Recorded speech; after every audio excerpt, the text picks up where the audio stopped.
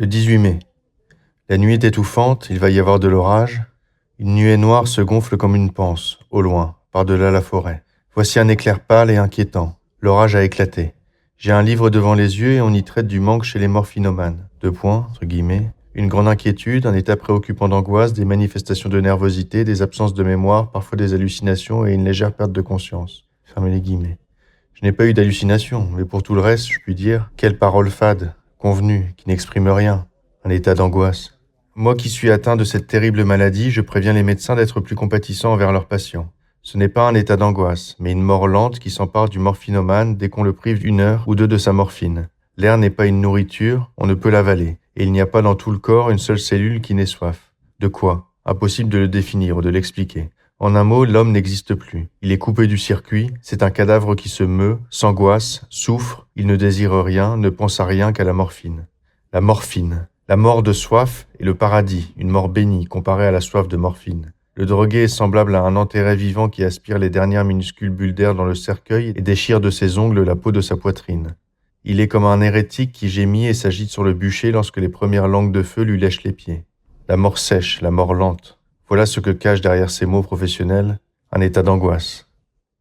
Je n'en peux plus. J'ai attrapé la seringue et me suis piqué. Un soupir, encore un soupir. Cela va mieux. Et voilà.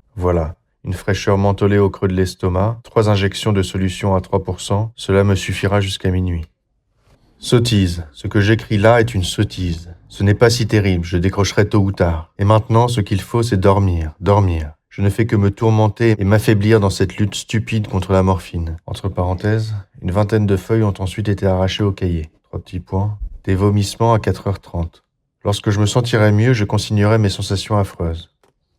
Le 14 novembre 1917.